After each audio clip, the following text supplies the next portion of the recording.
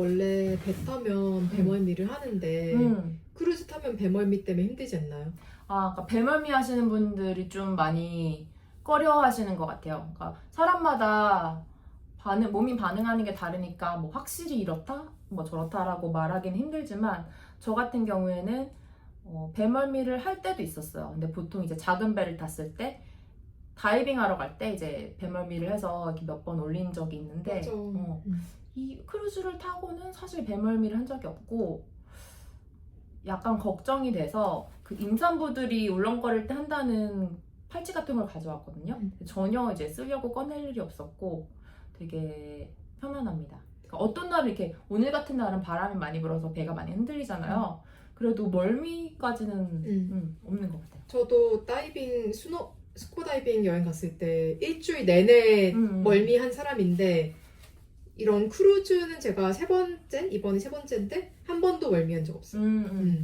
저 보통 이제 크루즈가 큰 배라서 이제 큰 배는 멀미를 덜한다 이렇게 얘기를 하긴 하잖아요.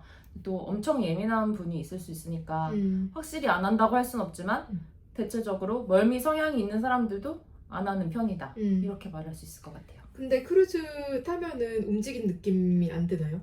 들어요. 오늘 같은 경우는 진짜 이렇게 화장실에 앉아있을 때도 이렇게 맞아. 이런 걸어갈 느낌이 때도 뭔가 흔들리는데 근데 또 천천히 움직일 때는 움직인 느낌 안 나잖아.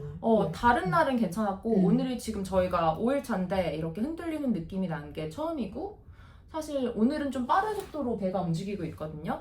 그리고 바람이 많이 불고 이 두 가지 합쳐져서 배가 많이 흔들리는 것 같고 다른 날에는 되게 가까운 곳으로만 이동을 해서 천천히 갔고 바람도 안 불고 뭐 파도도 세지 않았던 것 같아요. 그래서 대부분 괜찮았다. 그렇습니다. 배멀미 하시는 분들도 한번 도전해 보셔도 되지 않을까. 배 안에만 있고 어떤 날은 비양지 안 나간 날도 있는데 그러면 심심하지 않나요? 그게 약간 좀 걱정됐던 부분인 것 같아요. 크루즈는 지루하지 않을까? 근데 하나도 지루하지 않습니다. 그러니까 오늘 같은 경우가 이제 배만 있는 날인데 사실 저희는 이 날을 기다렸어요. 그동안 막 돌아다니는데 날씨가 너무 덥고 그래가지고 힘들었기 때문에 이날을 기다렸고 오늘도 오전에는 되게 바빴잖아, 그치? 뭐 애쉬데이에는 액티비티를 하시면 됩니다. 그리고 심심할 것 같으면은 유튜브 프리미엄 쓰시는 분들은 유튜브 다운받아서 오시고 그 나이 드신 분만 있는 거 아닌가요? 중장년층이 되게 많긴 많아요. 한 40% 정도 되지 않을까? 젊은 사람들도 꽤 많습니다. 가족 단위로 온 사람들도 많고 그다음에 애기들은 별로 없어. 유모차 종종 끌긴 하는데 그렇게 많이는 없다. 동양인도 많이 있나요? 그래서 인구 구성으로 보면은 이게 약간 제가 유튜브를 하는 이유이기도 한데 동양인이 그렇게 많지는 않은 것 같아요. 그러니까 예전에 4년 전에 탔던 크루즈에서는 거의 저밖에 없는 수준이었고 그다음에 이번에는 중국인들도 좀 있는 것 같고 그래도 동양인이 그렇게 많지는 않다. 한 10%가 될까? 크루즈 혼자 가도 되나요? 크루즈는 혼자 온 사람들도 봤어요. 그리고 저희 이제 액티비티 프로그램 보면은 혼자 온 사람들끼리 모이는 그런 게 있거든요. 혼자 와도 된다. 그리고 특히 중요한 거는 싱글 프라이스가 있는지. 이제 저희는 2인 1실이니까 이만큼을 내는데 사실 한 명이 혼자 방을 쓰면은 밥도 적게 먹을 거고 비용이 적게 드는데 이제 싱글 프라이스가 있는지 확인하시면 좋을 것 같고 하지만 저의 경우에는 저는 혼자 여행하는 거를 꺼리지 않는 편인데 크루즈는 혼자서 오는 건 좀 별로일 것 같아요. 근데 혼자 가면 돈을 더 많이 내야 되니까 근데 이제 조금 더 많이 내냐? 2배로 내냐? 이게 중요할 것 같아. 거의 1.5배 넘게 내는 것 같은데. 그래? 저는 예전에 부모님이랑 저랑 3명이서 왔거든요. 그래서 부모님이 방을 하나를 쓰고 제가 방 하나를 썼는데 제가 거의 부모님의 거의 2배에 가까운 금액을 냈어요. 진짜?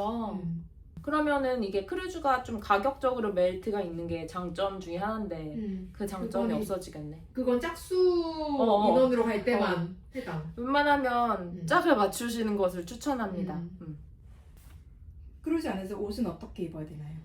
옷은 아무렇게나 입어도 되는데 약간 주의할 점이 저녁에 메인 다이닝 식당 갈 때는 드레스 코드가 있긴 있거든요.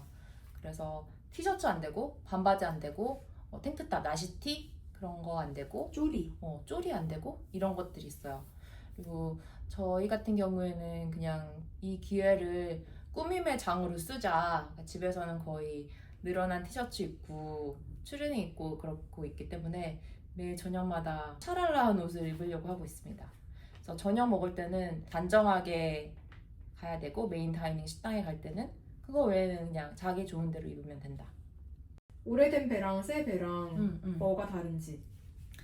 이건 아까도 잠깐 말씀드렸지만 사실 저는 이제 크루즈를 2번밖에 안 타봤는데 4년 전에 탔던 거는 20년 된 배, 지금 타는 배는 3년 된 배인데 인테리어는 뭐 리퍼비쉬를 하면은 비슷해요. 근데 이제 부대 시설, 뭐 식당의 개수 아니면 뭐 복도에 있는 그런 장식 이런 것들이 많이 다르다. 서비스 차원에서는 되게 비슷한 것 같은데 스케일이 다른 것 같습니다. 꿀팁. 크루즈 꿀팁.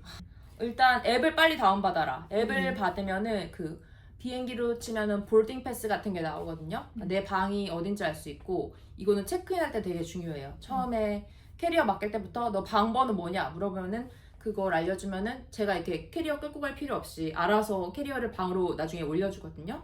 그때도 필요하고 체크인할 때도 필요하고 뭐 시큐리티 통과할 때도 필요하고 그러니까 그 볼딩 패스 같은 거는 앱을 미리 다운받아서 받아두시기를 바라고 일정 같은 것도 앱에서 다 볼 수 있고 일정 이제 몇 시에 기항지에 몇 시에 내리고 몇 시에 출발하는지 이런 것도 볼 수 있고 그날의 메뉴 액티비티 메뉴 이런 거 다 볼 수 있으니까 앱을 빨리 받아라. 그리고 여기에는 C패스라는 게 있죠. 약간 카드인데 이게 카드키도 되고 나의 신분증이야 사실. 그래서 크루즈에 돌아올 때 뭐 나갈 때 여권 필요 없고 C패스 이렇게 그냥 스캔해서 다니거든요. 그게 되게 중요하다. 그러니까 그거를 잘 간수하시고 늘 지니고 다니셔야 됩니다. 그리고 콘센트 220V, 110V 어떤 거 가져야 되나요? 콘센트는 보니까 다 돼요. 110도 되고 220도 되고 저희는 110짜리 다이슨을 가져왔는데 갑자기 안 되는 불상사가 맞아. 있긴 했지만 그거 말고 다른 건 다 잘 되는 것 같아요. 다리미 같은 거 가져도 되나요? 반입 금지 중에 다리미가 있었거든요.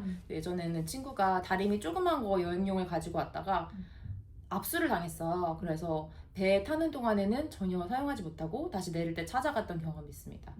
다리미 같은 경우에는 금지. 그다음에 제 생각에는 펫도 안 되는 것 같아요. 그쵸? 펫을 본 적이 없어. 한 번도 본 적 없어. 펫은 안 되는 것 같습니다. 그 투어 같은 거 여기 크루즈 연계된 업체에서 예약하는 게 좋은가요? 그게 편리하긴 한데 약간 가격 비교를 해보셔야 되는 게 저희가 터키에서 크루즈를 통해서 예약을 하려다가 잠깐 외부 업체를 검색해보니까 가격 차이가 되게 심하게 나는 거예요. 그래가지고 그거를 좀 비교해 보실 거를 권유를 드리고 근데 캐리비안 크루즈를 갔을 때는 모두 다 이제 그 셀러브리티 앱을 통해서 예약을 했었어요. 장점은 이제 그 사람들이 우리가 배에 돌아오는 시간을 보장해준다?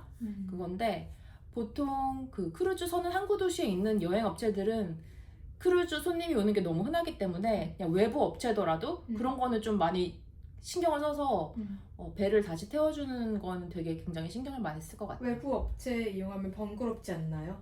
번거롭지 않았어요. 약간 그러니까 어디서 언제 만나고 이런 거에 대해서 이메일로 뭐 한두 번 얘기한 적은 있는데 한국까지 다 마중 나와서 항구에 이렇게 이름 딱 있고 거기 이렇게 나가가지고 그냥 나가 얘다 이러면은 거기서부터 이제 일사천리로 진행이 됐습니다. 크루즈의 단점.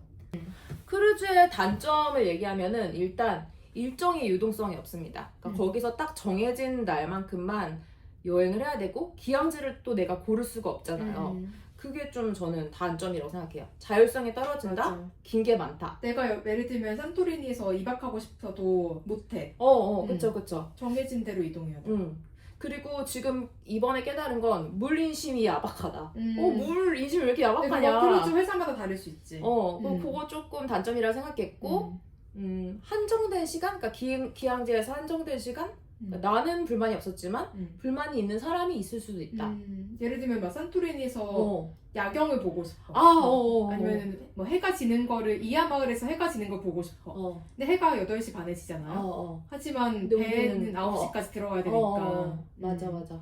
그럴 수 있죠.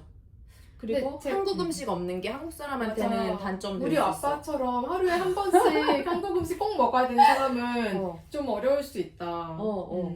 그래서 지난번에 아빠랑 크루즈 여행 갔을 때 무조건 점심에는 기항지에서 한식당을 찾아가서 한식을 먹어야만 했다. 그래서 관광을 해야 되는데 한식 투어를 맞아. 결정에 대해서도 얘기를 해보고 싶은 게 K 직장인들이 휴가가 그렇게 많지 않은 분들이 있을 수 있잖아. 근데 크루즈가 지금 우리가 7박 8일이니까 보통 일주일 휴가를 낸다고 하면은 이제 9일 정도? 그치? 쉬는 날이 생기지 주말 끼면은 그래도 이게 가능한가? 그러니까 가능하긴 하지. 그치? 너는 딱 지금 9일 정도 하는 거 아닌가? 그래서 목요일 오후 비행기를 맞아. 타고 와서 토요일 아침에 돌아가는 거지.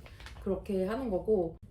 그리고 나 같은 경우에는 이제 우리가 이제 아테네를 하루를 붙였잖아. 그래서 하루 반 정도 배를 타기 전에 즐겼고, 이제 내릴 때도 바르셀로나에서 내리는데 나는 이제 이틀 정도 더 보고 가잖아. 그래서 이렇게 좀 앞뒤로 약간 붙여서 갈 수 있으면은 더 좋은 것 같아. 근데 그렇게 하면은 총 며칠이 되죠? 그러니까 9일이 약간 조금 부족하다. 사실 나는 휴가를 하루 이틀 정도 더 낼 수 있으면은 좀 더 적절한 것 같아. 그래야지 이제 출발지와 도착지도 볼 수 있으니까.